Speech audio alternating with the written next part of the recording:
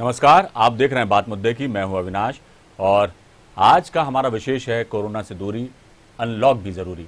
इस पर हम चर्चा करेंगे अपने खास मेहमानों के साथ, लेकिन उसके पहले देखिए हमारी खास रिपोर्ट। सतर्कता बरतनी है, कितनी सजगता बरतनी है, क्या कुछ उपाय करना है, इस पर सरकारें भी मंथन कर रही हैं और हमें भी बहुत कुछ सोचना है। और इस पर हम चर्चा करेंगे। हमारे साथ मौजूद हैं हमारे खास मेहमान, बीजेपी प्रवक्ता डॉक्टर गुलरेज शेख हैं हमारे साथ, डॉक्टर संदीप सबलोक हैं, कांग्रेस प्रवक्ता हैं, आपका बहुत स्वागत। और वरिष्ठ पत्रकार संदीप पुराणिक भी हमारे साथ जुड़ेंगे। सबसे पहले सवाल डॉक्टर संदीप सबलोक से, क्या कहेंगे जो अनलॉक की तरफ हम धीरे धीरे बढ़ रहे हैं, ऐसे में चिंता जो है, जो हमने दूसरी लहर में का कहर जो देखा है, उसके बाद चिंता लाजमी है कि अनलॉक हो जरूर रहा है, लेकिन हमें कितनी सतर्कता बरतना है, सरकार को क्या करना चाहिए। सरकार भी दिशा निर्देश जारी कर रही है, लोगों को भी समझना होगा। क्या आप सोचते हैं डॉक्टर सबलोक? सुन रहे हैं आप हमें?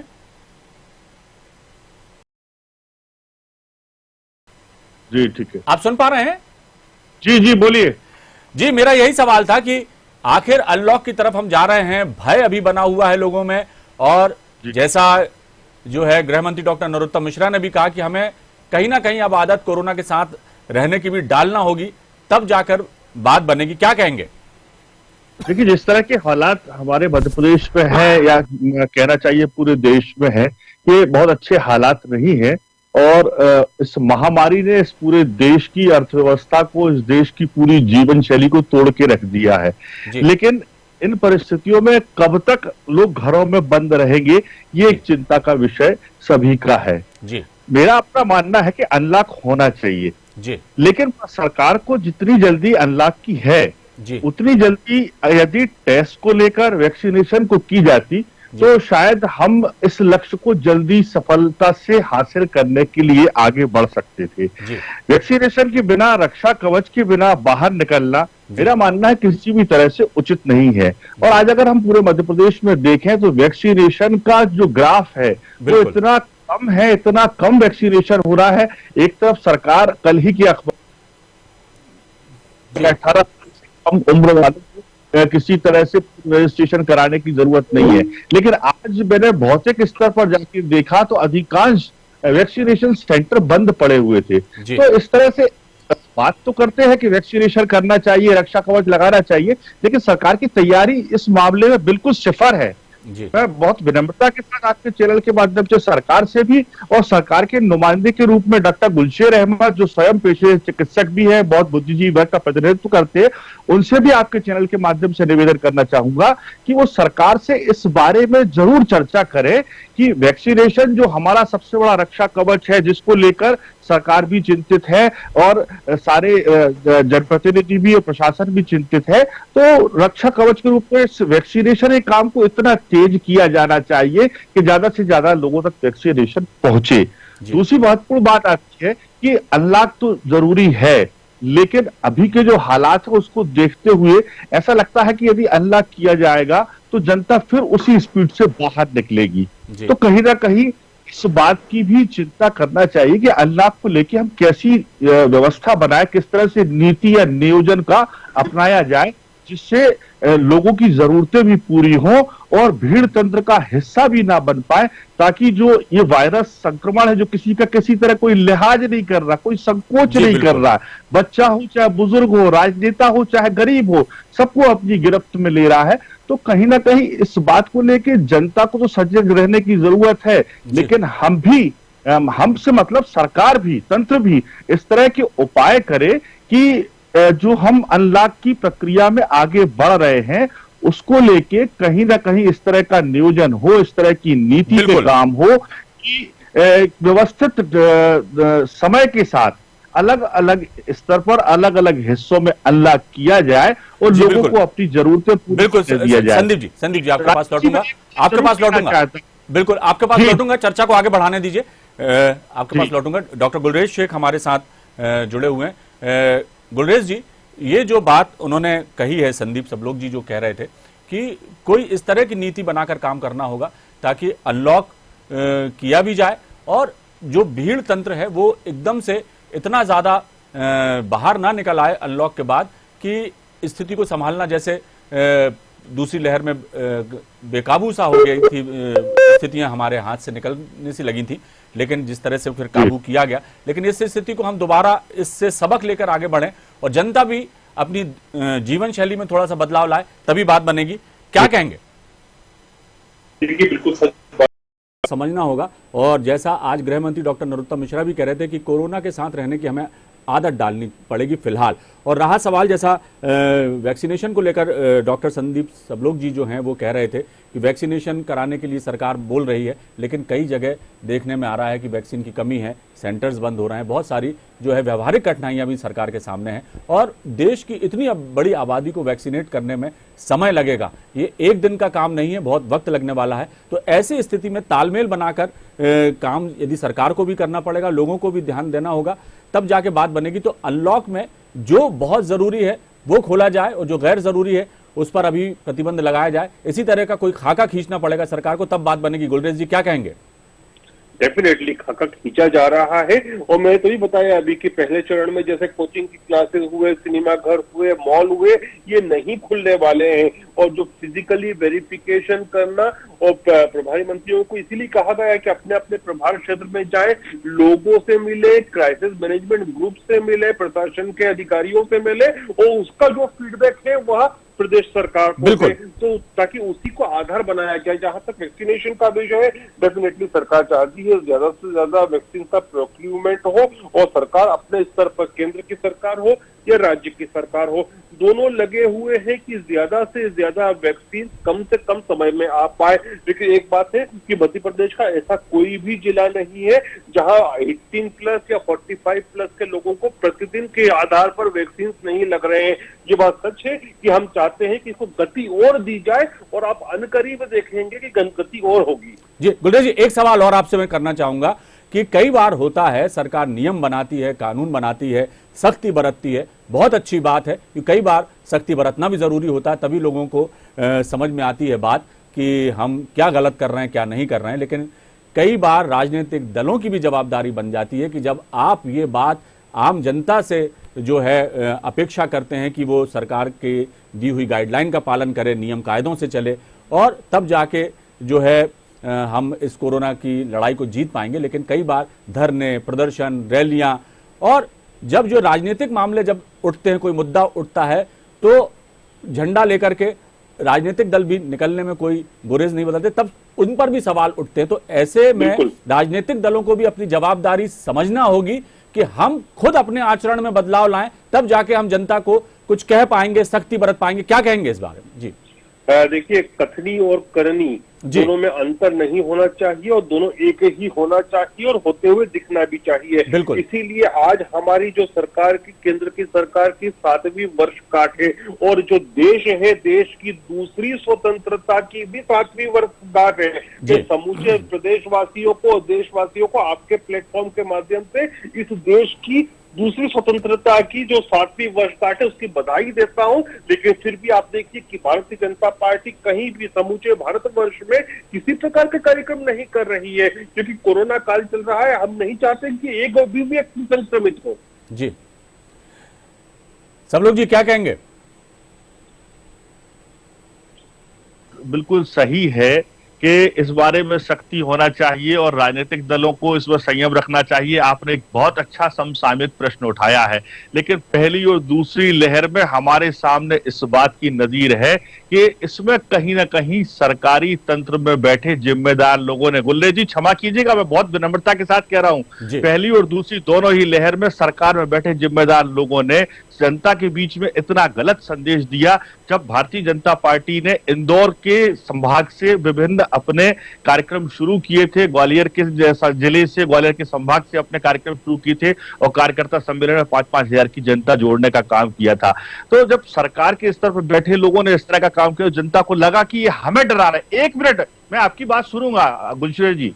तो लोगों को लगा कि ये अपने काम तो कर रहे हैं लेकिन हमें डरा रहे हैं, ये डर की कोई बात नहीं है। अभी कल या परसों की बात बता दूंगा कि माननीय मुख्यमंत्री जी एक कहीं समीक्षा बैठक संभाग की ले रहे थे, उसमें एक जिम्मेदार मंत्री, केवल एक जिम्मेदार मंत्री बिना मास्क के बैठे हुए थे, बाकी सारे लोग मास्क लगाए हुए थे। तो इस बात को लेके कि हम अपना आचरण और चरित्र अनुकरणीय बनाएं, जिम्मेदारी बनती है राजनीतिक लोगों की और सत्ता में बैठे लोगों की। इसमें हमारी कांग्रेस पार्टी भी शामिल है और भारतीय जनता पार्टी भी शामिल है और सरकार भी शामिल है। मैं इसमें कहीं कोई भेदभाव नहीं करना चाहता। जनता के सामने अनुकरणीय उदाहरण पेश करें यदि, और यदि हम संयम से रहेंगे तो निश्चित रूप से हम जनता को संयम से रहने के लिए एक उनको प्रेरणा दे सकेंगे। जी गुलरेज जी, क्या दूसरी महत्वपूर्ण बात ये मैं आपसे कहना चाहता हूं कि जो अनलॉक की स्थितियां आई और पहला वाला जो अनलॉक था, पहली वाली जो वेव थी, वह इतनी प्रभावी नहीं थी जितनी ज्यादा इस लहर ने लोगों को तोड़ने का काम किया। सबसे ज्यादा हमारे प्रदेश में, देश में लगभग 80% मध्यम वर्ग और निम्न वर्ग के लोग होते हैं और व्यवसायिक या नौकरी पेशा लोग होते हैं। पिछले लॉकडाउन में उनको केवल अपने रोजगार से हाथ धोना पड़ा था। इस लॉकडाउन में, इस सेकंड स्ट्रेन में सबसे बड़ी समस्या आई कि अधिकांश घर के लोग इस महामारी से पीड़ित हुए और बहुत बड़ी संख्या में लोगों की मृत्यु हुई। हालांकि ये बात मुझे यहाँ पे प्रश्न सवाल नहीं उठाना चाहिए। माननीय कमलनाथ जी ने जिस तरह से कहा कि 1 लाख से ज्यादा मौतें हुई हैं और सत्ता में बैठे लोगों ने इसे जनता को गुमराह करने वाला कहते हुए और कमलनाथ जी पे विभिन्न धाराओं के तहत मामले दर्ज करा दिए। सुनिए राजेश जी 10 सेकंड लूंगा मैं, मेरी बात पूरी हो जाने दे। तो जिस तरह से हमने जिम्मेदार विपक्ष के रूप में आपको सही बात बताने का प्रयास किया, आज वही स्थितियां मध्यम वर्ग को और छोटे वर्ग को लेके हैं जो रोजगार से हाथ धो चुके हैं। उनको आर्थिक और सामाजिक सुरक्षा देने की दिशा में भी सरकार को विचार करना चाहिए, प्रयास करना चाहिए, पहल करना चाहिए। उन्हें संपत्ति कर से और दूसरे टैक्सेस से और बिजली के बिलों से पर्याप्त छूट दिया जाना चाहिए, क्योंकि बड़े जो उद्योगपति वर्ग है उनके पास पैसा है, नौकरी पेशा को तनख्वाह आ रही है जो सरकारी नौकरी कर रहे हैं, गरीब वर्ग को मुफ्त में सरकार की तरफ से विभिन्न योजनाओं का संचालन हो रहा है। लेकिन मध्यम और छोटे वर्ग के लिए सरकार की आर्थिक सुरक्षा या सामाजिक सुरक्षा को लेकर कोई नीति, नियत या नियम नहीं बना है। गुलशेर जी, इस मामले में मैं आपसे भी अनुरोध करना चाहूंगा कि आप सरकार से इस बात की पहल करें कि मध्यम वर्ग का जो नौकरी पेशा वर्ग है और दुकानदार, बात हो गई, बात आ रही चलते रहेंगे और इस कोरोना को पूरी तरह से किल करेंगे। बिल्कुल। अब हमारे साथ वरिष्ठ पत्रकार संदीप पुराणिक जी भी जुड़ गए। संदीप जी, चर्चा का विषय तो आप जानते ही हैं और सबसे बड़ा सवाल यह है कि हम जो है लॉकडाउन से अनलॉक की तरफ जब बढ़ रहे हैं तो बहुत सारी एहतियातें सरकार को भी बरतना है, हमें भी बरतना, राजनीतिक दलों को भी जो है अपनी जिम्मेदारी समझना होगी कि ऐसा कोई जो है धरना प्रदर्शन या तमाम तरह की जब बातें होती हैं, सड़क पर निकल करके नारेबाजी की जाती हैं और नारे बुलंद किए जाते हैं, इन सब तमाम चीज़ों से बचना होगा। क्योंकि हम जब एक उदाहरण पेश करेंगे खुद, तब जाके जनता से कह पाएंगे कि आप घर से ना निकलें या निकलें तो कितने सुरक्षित होकर निकलें, सोशल डिस्टेंसिंग का पालन करें, फिजिकल डिस्टेंसिंग का पालन करें। इस तरह की जब जो नियम कायदे बनाए जाएंगे तब उनका पालन कराने की बात होती। क्योंकि पिछले लहर के दौरान हमने देखा कि लापरवाही जो बढ़ती गई और चुनाव के दौरान भी जो सवाल सरकारों पर उठते रहे, तो वो बहुत सारी चीजें ऐसी हैं कि हमें सबको मिलकर के ही आगे बढ़ना होगा। क्योंकि हमें बहुत लंबे समय तक जो या कह नहीं सकते कि कब तक हमें कोरोना के साथ जीना पड़ेगा। तो ऐसे में बहुत जरूरी हो जाता है कि हम अपने आचार व्यवहार में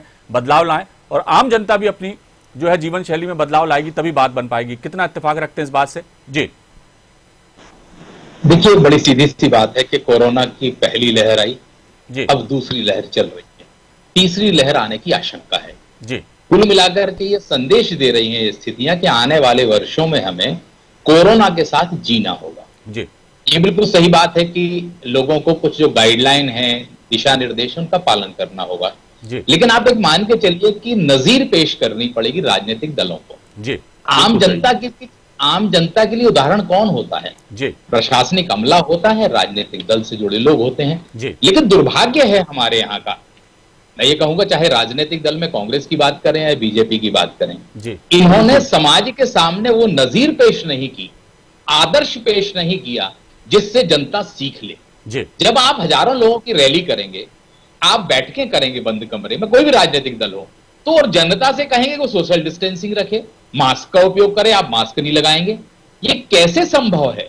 तो मेरा मानना यह है कि राजनीतिक दलों को पहले खुद के लिए गाइडलाइन पे अमल करना चाहिए, खुद उनका पालन करना चाहिए।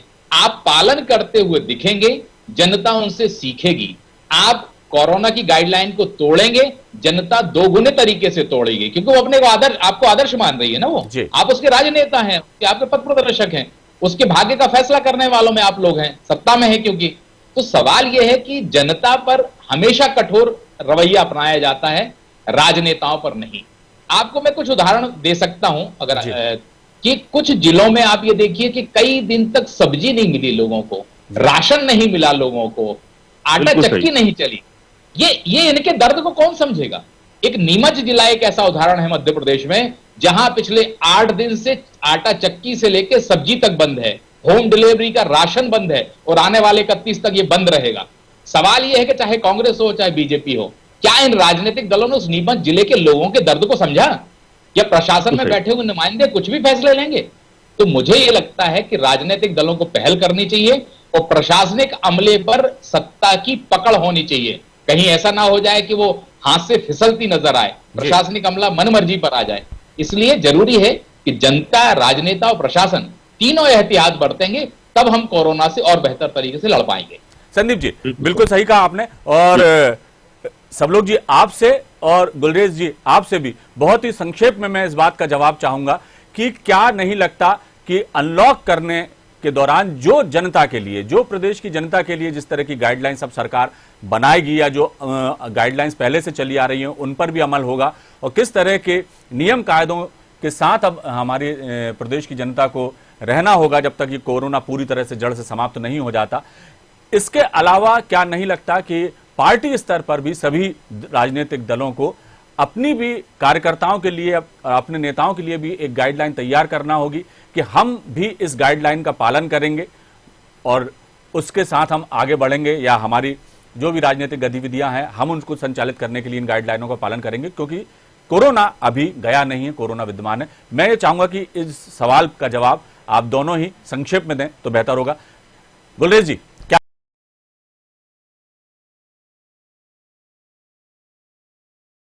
बात है? जी सर, भाई साहब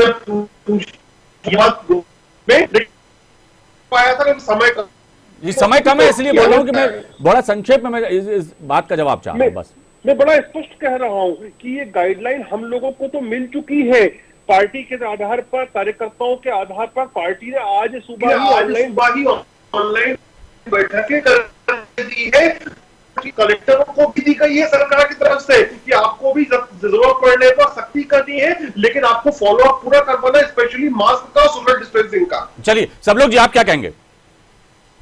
बिल्कुल स्पष्ट सी बात है, जिस तरह की जुबानी तैयारी मध्य प्रदेश में भाजपा की सरकार इस समय कर रही है, उसको देखते हुए कहीं नहीं लगता है कि आने वाले समय में दूसरी और तीसरी लहर से कोई पहली और दूसरी लहर से सबक लेके तीसरी लहर के लिए और अनलॉक के लिए सरकार कहीं सफल हो पाएगी। गुलरेज जी, आप बहुत बड़े चिकित्सक हैं, आप बुद्धिजीवी, आप भी चर्चा को बहस की तरफ ले जा रहे हैं सब लोग जी। मेरा साधारण सा सवाल है कि आपको नहीं लगता कि राजनीतिक दलों को भी आत्ममंथन करके या पार्टी स्तर पर इस तरह की गाइडलाइंस अपने कार्यकर्ताओं के लिए भी बनाना चाहिए कि वो सोशल डिस्टेंसिंग या तमाम चीजों का पालन करें? नहीं तो होता क्या है, यदि एक बयान कहीं हवा में उछला और उसको लेकर के झंडे बैनर लेकर निकल पड़ते हैं सड़कों पर, और उसके बाद क्या कुछ आप जनता से जब अपेक्षा करते हैं कि वो ना निकले? ये था मेरा सवाल। बहरहाल चर्चा का समय हमारा समाप्त हो गया है जी। राजनीतिक दलों को इसको लेके नीति बनाई जाना चाहिए और राजनीतिक दल को ईमानदारी से उस पर खुद अमल करना चाहिए, ताकि जनता के सामने, जैसा संदीप पौराणिक जी ने कहा, कि हम नजीर बने। क्योंकि अगर हम जनता को बचा पाए तो ही राष्ट्र को बचा पाएंगे और तो ही हम राजनीति कर पाएंगे, क्योंकि जन है तो राष्ट्र है। और इस भावना को, इस मूल भावना को,